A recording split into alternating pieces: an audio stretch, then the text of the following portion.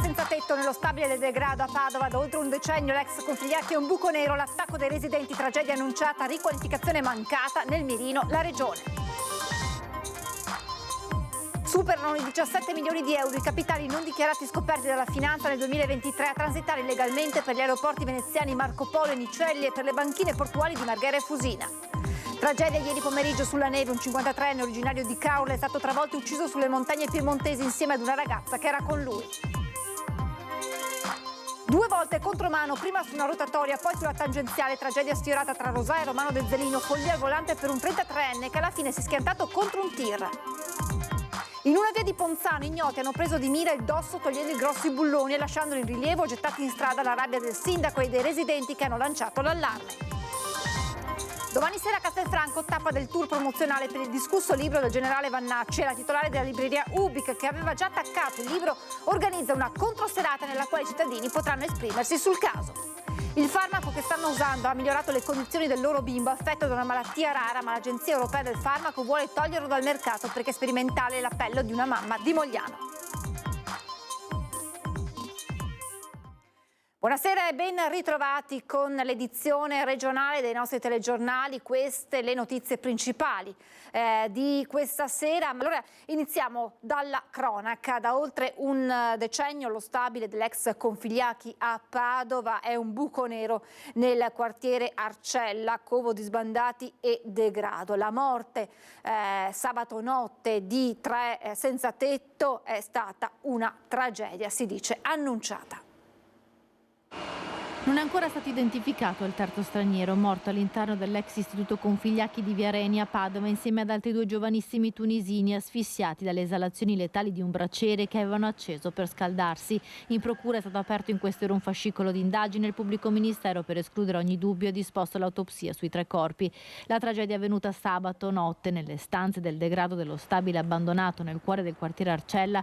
Purtroppo è il triste epilogo della storia di questo edificio, lasciato in stato di abbandono da oltre 10 anni, è diventato un luogo di bivacco scelto da sbandati senza fissa dimora come alloggio di fortuna tra sporcizia e l'immondizia. Per chi vive nel quartiere Arcella la morte dei 3 giovanissimi stranieri è una tragedia annunciata, come spiega lo scultore Elio Armano, che da anni denuncia il degrado dello stabile del Configliacchi abbandonato in disuso per un impasse burocratico. La regione deve dare l'autorizzazione e non la dà ad un'operazione di compravendita tra il vecchio istituto dell'IPAB del Configliacchi, che ha bisogno come il pane di quattrini, perché questo è un capitale morto, fermo, vergognosamente, ripeto questo aggettivo, e di darlo alla provincia di Padova per fare una scuola che serve, e l'ho dimostrato da molti anni, tant'è che deve occuparsi di succursali. Quindi la tragedia annunciata è tale ed è difficile che qualcuno se ne lavi le mani, specie davanti a questa vicenda così tragica. Dalle finestre chiuse dalle grate si aprono scorci di miseria, le stanze del degrado. È in una di queste che sono morti 3 stranieri, 2 di loro sono tunisini di 24 e 18 anni con precedenti per spaccio, irregolari sul territorio. Per entrare nell'edificio aprono varchi nelle recensioni come questo ancora visibile e qui allestiscono i loro alloggi di fortuna con bracieri che possono essere letali per le loro esalazioni negli ambienti chiusi. Sul caso è intervenuta anche l'assessora al sociale di Padova, Margherita Colonnello. Padova è una città molto solidale e negli anni ha consolidato e implementato i propri servizi a favore delle persone senza dimora, ma ecco, in questo caso lasciatemi dire che c'è da chiedersi quanto può fare una città relativamente a delle regole migratorie imposte dai governi che ci sono stati, in particolare da questo governo, che purtroppo non fanno che aumentare la crisi e pongono i comuni e gli enti locali nella difficoltà di dover accogliere sempre più persone e dare risposte a un flusso migratorio che andrebbe gestito in maniera intelligente all'origine. E la tragedia della notte dell'Epifania riaccende il dibattito sull'abbandono dell'ex Configliacchi. In primavera dovrebbero partire i lavori per il recupero della parte di proprietà del comune di Padova. Un edificio suddiviso in due parti con due destini diversi. La facciata della parte posteriore dell'ex Istituto Configliacchi è stata acquistata a fine del 2022 dal Comune di Padova e dopo i tempi previsti dal programma Pinqua si sta concludendo l'appalto per l'assegnazione dei lavori che daranno il via al primo recupero. Il 18 gennaio scadranno i termini per la presentazione delle offerte. In febbraio verrà realizzata la commissione che a fine febbraio procederà con l'aggiudicazione dei lavori per la gara d'appalto per un valore complessivo di 8 milioni. I lavori inizieranno ad aprile-maggio e entro 2 anni, entro il marzo del 2026, restituiremo il Palazzo Configliacchi e la città. L'edificio diventerà uno spazio d'arte e una biblioteca, ma l'opposizione in Consiglio Comunale attacca l'amministrazione per i molti edifici comunali abbandonati utilizzati dai senza tetto per creare alloggi abusivi. Io penso anche alla ex palazzina del CONI che il Comune quasi 6 anni fa ha acquistato per 1 milione di euro e che doveva riqualificare, adesso sembra che abbiano cambiato idea e vogliano demolirla dopo averla acquistata. Lo facciano in fretta perché anche quello è uno stabile lasciato a se stesso che potrebbe essere ricovero per senza tetto e potrebbe creare altre tragedie. Un altro esempio sono le palazzine Liberty dell'ex piazzale Boschetti. Anche lì il Comune traccheggia da 6 anni e mezzo, non è riuscito a riqualificare in alcun modo l'area, ma è sotto la sua diretta responsabilità. Ma la situazione più critica riguarda lo stato di abbandono della parte retrostante la facciata del Configliacchi, parte sostanziale dell'ex struttura. Un IPAB che per essere venduta alla provincia che da anni la vuole acquistare per trasferire il liceo classico Marchesi ha bisogno del via libera della Regione Veneto che non è mai arrivato. Sul caso è intervenuta la consigliera regionale Elisa Venturini. La Regione del Veneto sta seguendo, adesso c'è la necessità di favorire il passaggio di proprietà per risolvere la questione e mettere anche in sicurezza quell'edificio. Nel 2023 la Guardia di Finanza e l'Agenzia delle Dogane hanno scoperto 17 milioni di euro in transito non dichiarati all'aeroporto e al porto di Venezia, un fenomeno in aumento rispetto agli scorsi anni. Supera i 17 milioni di euro il denaro scoperto a transitare illegalmente per gli aeroporti veneziani Marco Polo a Tessera e Nicelli al Lido e per le banchine portuali di Marghera e Fusina. Nel 2023 la Guardia di Finanza ha effettuato oltre 1.500 controlli, multando passeggeri per più di 340.000 euro. Il fenomeno sta aumentando nonostante i controlli e nonostante ormai sia, penso, abbastanza saputo il fatto che esistono anche dei cani antivaluta. Nel 2023 abbiamo verbalizzato come dogana 742 casi, quindi una media di 2 sequestri o oblazioni. Tra i sequestri più significativi 200.000 euro in assegna ad un etiope proveniente da Dubai e 150.000 euro in contanti ad un italiano diretto a Hong Kong per acquistare diamanti. Venezia è una piazza molto importante perché è una piazza in cui c'è turismo e c'è anche turismo molte volte di lusso e quindi tante volte ci sono imprenditori interessati anche a investire in attività economiche nel veneziano. Ad esempio in un caso c'era un'importante provvista economica contrabbandata, possiamo dire a questo punto, in Italia per l'acquisto di un hotel dalle parti di Montegrotto. La coppia era una coppia russa. Probabilmente meno noti dei cani antidroga, esistono anche cani opportunamente addestrati a fiutare il denaro. Oltre al loro supporto nell'individuare chi nasconde qualcosa, nei controlli vale anche e soprattutto l'occhio di chi è allenato a riconoscere determinati comportamenti. Il fare circospetto, il vedere se si guardano attorno prima di ritirare il bagaglio, se aspettano un momento particolare per uscire dalle porte una volta ritirata la propria valigia, anche una certa agitazione, sono tutti dei parametri che ci portano a nutrire qualche sospetto e qualche dubbio sul passeggero. Insospettiti dal nervosismo manifestato da un passeggero, l'ufficio delle dogane e la Guardia di Finanza di Venezia hanno sequestrato 25 mini lingotti d'oro per oltre 48.000 euro e quasi 4.000 euro in contanti ad un cittadino tedesco che si stava imbarcando su una motonave per la Grecia. 9 persone sono state invece multate dalla stazione navale della Guardia di Finanza di Venezia alla bocca di porto del Lido per comportamenti considerati pericolosi per la navigazione, segnalati dai comandanti delle navi in transito in quel tratto di canale. Tragedia ieri pomeriggio sulla neve sulle montagne piemontesi. Un 53enne originario di Caorle è stato travolto da una valanga ed è morto insieme ad una ragazza che era insieme a lui. È originaria di Caorle la famiglia di Roberto Biancon, l'escursionista 53enne di professione osteopata, travolto e ucciso da una valanga insieme a un'altra appassionata della montagna ieri pomeriggio in Val Formazza, nell'Alto Piemonte, poco distante dalla Svizzera. Biancon era residente a Legnano, vicino a Milano, mentre l'altra vittima, Vanessa Gatti, di 30 anni, a Saronno. Il papà di Roberto, originario di Caorle, si era trasferito a Milano, ma il 53enne tornava per trascorrervi le vacanze. In paese sono rimasti diversi parenti, tra cui i suoi cugini, che non appena appresa la notizia hanno scritto un messaggio sui social. Appassionato di montagna, diplomato ISEF, il 53enne era anche atleta di triathlon e ciclismo, tra le altre passioni quella per le immersioni. Due volte contromano a folle velocità per poi schiantarsi contro un tir. Paura questa mattina sulle strade tra Romano de Zelino e Rosà. Si è sfiorata la tragedia alle prime ore di lunedì lungo la nuova Gasparona in territorio comunale di Rosà. Una Volvo Station Wagon condotta da un 33enne procedendo contromano in tangenziale si è schiantata contro un camion. Il camionista stava procedendo verso Trento quando in prossimità dell'imbocco con l'SPV si è visto arrivare lungo la sua carreggiata, ma dal senso opposto di marcia, l'auto a folle velocità.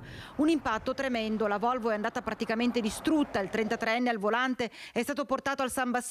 Sul posto i carabinieri che hanno rilevato il sinistro, ma a questa notizia se ne aggiunge una ancora più inquietante, perché abbiamo appreso che pochi minuti prima la stessa Volvo era stata notata da un altro camionista all'altezza della rotatoria di Spin davanti al municipio di Romano de Zelino. E sentite un po' cosa ci racconta il nostro telespettatore ancora molto scosso che ci ha chiesto di mantenere l'anonimato. Stavo arrivando presso la rotonda del Spin, ad un certo punto mi sono trovato questa macchina tutta in sorpasso nella mia sinistra praticamente. Io ho dovuto frenare perché avevo paura che magari mi venisse addosso e quindi ho frenato di colpo e l'ho lasciato passare. Dopodiché lui ha visto che non ce la faceva imboccare la rotonda, ha preso la rotonda tutta quanta in contromano, sempre in direzione a Bassano. Dopo io quando ho preso l'autostrada per recarmi a Milano ho visto la macchina che aveva appena fatto l'incidente con il mezzo pesante. Avete capito bene, la rotatoria in pieno centro abitato completamente contromano ad alta velocità e poco dopo nuovamente contromano in superstrada. Una follia che poteva davvero trasformarsi in un dramma, prosegue il nostro telespettatore. Sono rimasto un po' scioccato sinceramente, mi capita tante volte di farla quella strada e trovi anche qualche ragazzo o qualche uomo che si reca a lavoro in bicicletta o una vettura, non so cosa poteva succedere. I carabinieri ora dovranno visionare le telecamere della videosorveglianza in centro a Spin. Il 33enne sarà sottoposto ad accertamenti sanitari ad hoc e se risultasse positivo ad alcol o droga la sua posizione sarebbe decisamente aggravata. Nel Trevigiano, atto vandalico a Ponzano Veneto, ignoti hanno svitato e lasciato sporgenti le vite di fissaggio di un dissuasore di velocità. Nulla può essere coperto dalla noia o dalla disattenzione. Qui abbiamo dei gesti che sono scandalosi. Via Calcina Est, Merlengo, la notte dell'Epifania. Coperti dall'oscurità, ignoti, sicuramente muniti di un trapano elettrico, hanno svitato le lunghe viti che tengono ancorati a terra i pannelli che compongono il dissuasore di velocità, rimuovendone del tutto alcune, gettate poi sull'asfalto, ma lasciando le altre sporgenti per una decina di centimetri e mettendo così a repentaglio l'incolumità di automobilisti e motociclisti. Sono stati i residenti l'indomani ad accorgersi dell'accaduto, attivandosi subito per far fronte alla situazione di emergenza. Abbiamo cercato poi alla meno peggio di martellarli giù, di avvisare qualcuno. Fortunatamente abbiamo trovato Antonello Baseggio qui in parrocchia e siamo riusciti a sistemare le cose. Io immagino una moto, un motorino che passa col buio e prende una vite alta 10 centimetri, rischia di schiantarsi. Quindi perché fare queste cose? Il comune ha rimesso in sicurezza il rallentatore. Certo è che se di ragazzata si è trattato, è stato superato il limite, sbotta il sindaco, che ha denunciato l'episodio alla polizia locale e allertato i carabinieri e ora è caccia ai responsabili. E noi abbiamo delle telecamere in zona che in queste ore adesso stiamo verificando per vedere se abbiamo degli accessi di persone che magari possano destare interesse. È chiaro che speriamo di poterli raggiungere e invito queste persone, se sono ragazzi, se sono adulti, a pensarci a quello che fanno, perché qualsiasi gesto ha sicuramente una ripercussione e non può essere che la noia o il divertimento possa essere combattuto con gesti del genere. Uno sciopero di 24 ore degli addetti alla sicurezza ha portato alla semiparalisi dell'aeroporto Marco Polo di Venezia. Le motivazioni della manifestazione nel servizio. Il lavoro è un diritto ed è un diritto avere una paga che sia... Denunciano di essere pochi e sottopagati, eppure dal loro lavoro dipende l'attività di un aeroporto in cui transitano milioni di passeggeri. E infatti lo sciopero di 24 ore degli addetti alla sicurezza del Marco Polo, che contestano condizioni lavorative penalizzanti, ha quasi bloccato il terzo scalo italiano. Già la prima mattina lo sciopero aveva provocato oltre un'ora di coda ai varchi di sicurezza, con una media di 20-25 passeggeri rimasti a terra a volo. Abbiamo uno stipendio che è da fame, abbiamo una contrattazione di secondo livello ferma, Sicuritalia vuole fondersi con la nostra società che è Trivento Sicurezza, senza tutele e senza garanzie. I manifestanti rivendicano una professionalità altamente qualificata che permette ai viaggiatori di prendere un volo in sicurezza e che deve essere retribuita giustamente. Al contrario, la situazione è tale che sempre più lavoratori scelgono di andarsene. Al momento manca circa il 30% del personale. I carichi lavorativi sono aumentati tantissimo perché siamo circa più di 100 persone in meno rispetto alla prima della pandemia e stare sempre sotto i controlli dei passeggeri, ricevere anche a volte insulti non è piacevole per nessuno. Mancanza di pranzi, di cene, non ci danno le pause, passeggeri ce ne sono, voli ce ne sono, lavoro ce n'è, perché sfruttare così e non approfittarne dei dipendenti che comunque lavorano? Perché trattarci male? Lo sciopero è stato indetto da FLAI, il sindacato dei lavoratori aeroportuali, e più di uno qui denuncia l'assenza e il silenzio di altre sigle sindacali. Il timore poi è che nel prossimo futuro le condizioni dei lavoratori possano peggiorare ulteriormente. Noi quello che chiediamo è salari dignitosi e un negoziato, che ridia slancio agli aeroporti, tenendo conto dei volumi di traffico che ad esempio abbiamo qui sul Marco Polo. Non ce lo dimentichiamo. Ed è stata una giornata di passione per molti viaggiatori proprio in transito per l'aeroporto Marco Polo, come testimoniano queste immagini arrivate in redazione. Le code per l'ingresso agli imbarchi dei voli si prolungavano per decine di metri con attese che potevano superare l'ora, un tempo che ha fatto perdere l'aereo a parecchi viaggiatori, molti voli partiti con parecchi posti vuoti. E adesso andiamo a Castelfranco perché eccole qui le immagini, le vedete, delle code registrate all'aeroporto di Tessera agli imbarchi. Questa la situazione appunto con le immagini arrivate in redazione. Domani sera a Castelfranco la presentazione del libro del generale Vannacci, scatta in contemporanea una controserata. No, non mi sono pentito di nulla. Se dovessi riscrivere il libro lo riscriverei così come l'ho scritto 100 giorni fa. Così il generale Vannacci qualche settimana fa ospite a Ring. Non si pente di nulla e verrà infatti a presentare il suo libro a Castelfranco Veneto dopo l'annullamento di Verona. Un evento che ha fatto scattare la polemica già montata quest'estate dopo che Clara Batangelo, libraia alla UBIC, aveva deciso di non vendere il libro del generale, affiggendo anche un cartello provocatorio in vetrina. E proprio alla UBIC si terrà un controevento dal titolo Anca no, quarti d'ora d'aria, in cui puoi dire le cose che pensi. Presente anche il consigliere del PD Andrea Zanoni.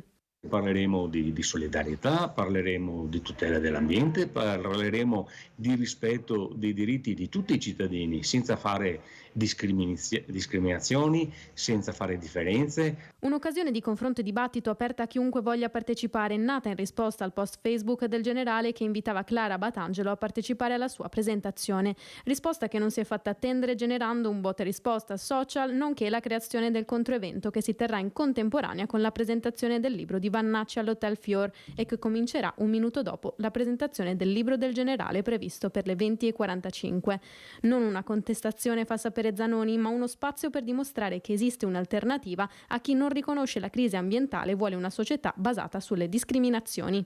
Lui è un uomo dello Stato, lui dovrebbe essere dalla parte di chi tutela la fauna selvatica, l'ambiente e di chi tutela anche i diritti delle minoranze, perché tutto questo è previsto dalla Costituzione italiana. Lui, per carità, siamo in un paese libero, può anche parlare della nostra Costituzione, ma lo faccia da cittadino. Se vuole farlo, si dimette da generale e lo fa da cittadino. Non può tenere i piedi in due scarpe. L'appello EMA delle famiglie con figli affetti dalla distrofia muscolare di Duchenne. Il 10 gennaio, infatti, il farmaco che rallenta il progredire della malattia potrebbe essere ritirato. Siamo molto preoccupati perché in quell'occasione ovviamente di fatto verranno decise le nostre sorti come famiglie. La data in questione è il 10 gennaio, quando EMA incontrerà la casa farmaceutica per esprimersi sul futuro di Traslarna, unico medicinale al momento a disposizione di quel 13% di pazienti affetti da distrofia muscolare di Duchenne con una particolare mutazione genetica.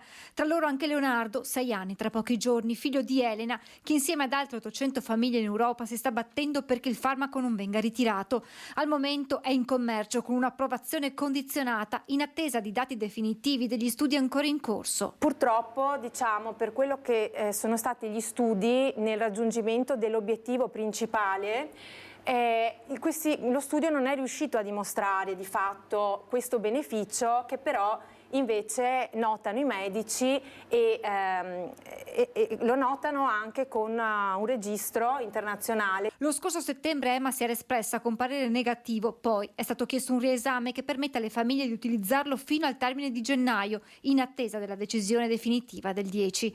Da un lato dunque l'Agenzia Europea del Farmaco, dall'altra famiglie e medici che condividono l'efficacia del medicinale che non rappresenta una cura ma rallenta il progredire della malattia, come nel caso di un ragazzo di Padova di 19 anni che riesce ancora a camminare o come nel caso dello stesso Leonardo che vediamo in questo video, che ha iniziato ad assumere Traslarna all'indomani della diagnosi. E qui si parla comunque di riuscire a deambulare per circa 3 anni e mezzo in più. La cosa più importante è lo spostamento come tappa dell'insorgere dei problemi respiratori molto più avanti. Per queste famiglie il medicinale rappresenta la speranza, significa regalare più tempo ai propri figli in attesa che la ricerca vada avanti. Per noi è anche un guadagnare tempo, perché ovviamente campo della ricerca. Esatto, la speranza è per noi la ricerca. Nel momento in cui ci viene tolto questo noi non abbiamo altro. Stiamo vivendo in un incubo, racconta Elena, come sospesi in attesa della decisione di EMA.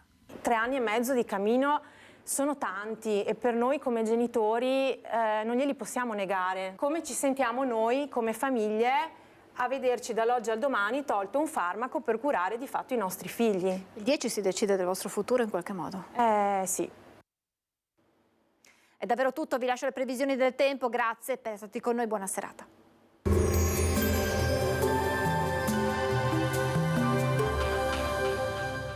Cooperativa Agricola Volpago offre carne fresca di prima qualità. Ci trovi a Volpago del Montello, Pieve del Grappa, Tre Baseleghe e presso lo spaccio del contadino a Dolo e Massanzago. Bentrovati al meteo.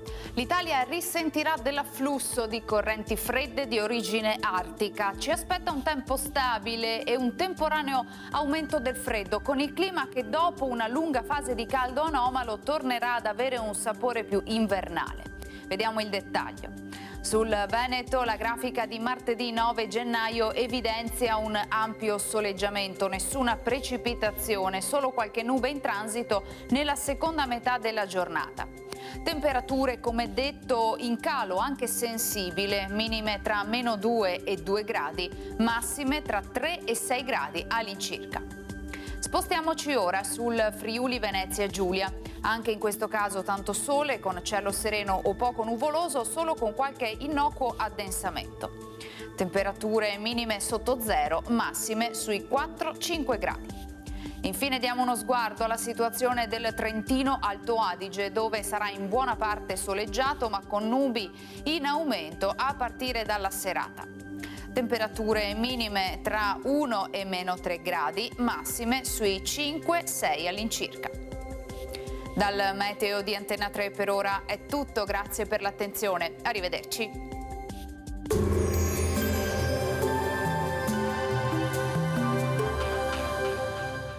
Cooperativa Agricola Volpago offre carne fresca di prima qualità. Ci trovi a Volpago del Montello, Pieve del Grappa, Tre Baseleghe e presso lo spaccio del contadino a Dolo e Massanzago.